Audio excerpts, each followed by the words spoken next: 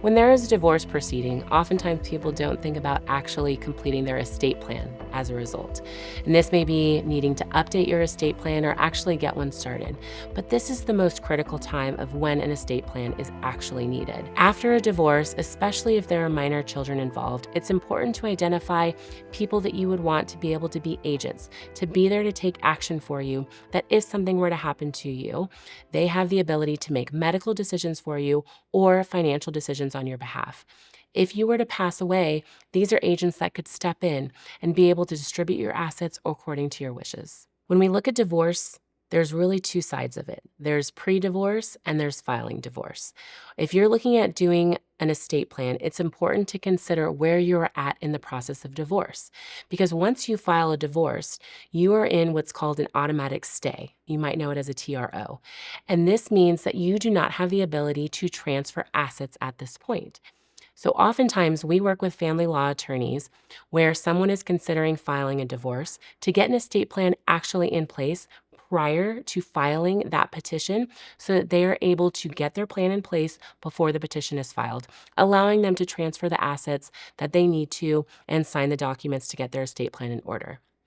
It is surprising how many people who file divorce and are going through that process, because we know a divorce is not a fast process, people actually do pass away in the meantime. And so it's important that if something were to happen to you, that you have your wishes legally documented. Otherwise, everything may end up going to your spouse. After you are divorced, it is important to make sure that your estate plan is updated. This is updating your will, identifying who you want your new personal representative to be, updating your trust, whether it's creating a new trust for you as a single person or revoking the prior trust that you have. It's important to go through and say, who do you want to be your executor of your trust? Who are the beneficiaries of your trust, right? Identifying people that you have in your life that you trust that can be in that role. Additionally, updating your power of attorney document and advanced healthcare directive. Now having those agents that in your life can make those decisions, as well as make your wishes for any healthcare decisions legally known. A lot of times people don't think that after a divorce, especially when there's minor children involved, how an estate plan will help them. Let me tell you a story. So this involved a mother that came to us after she was divorced, and her husband had gotten remarried very, very soon after the divorce was finalized. And in our conversation, she was very surprised to learn that if something were to happen to her, because the son of the two of them would end up going to the father, that the father would also be in control of her son's estate, which would basically be all of her assets that she owned now.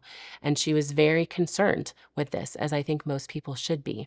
And I told her that we can create an estate plan that makes sure that any of the assets that you own, that you want to care for your son, do not go into your ex-spouse's hands.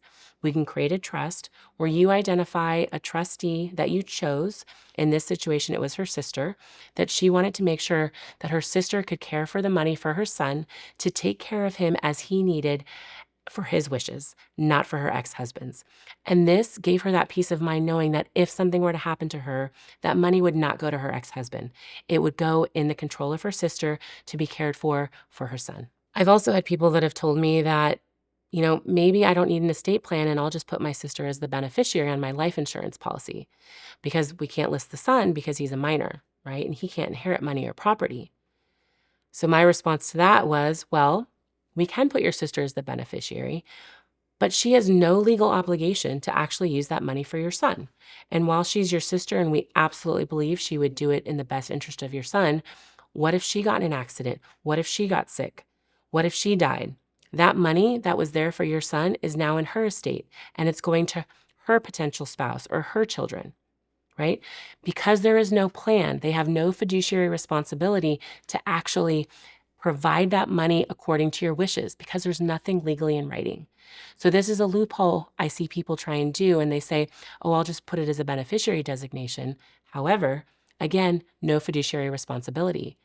Another one is, what if your sister gets sued and she has that money, right? Those creditors can come after her bank account because that money that's in there for your son is just on her name, right? So it's important to make sure that you have a plan, and a trust can accomplish this to make sure that your son is protected.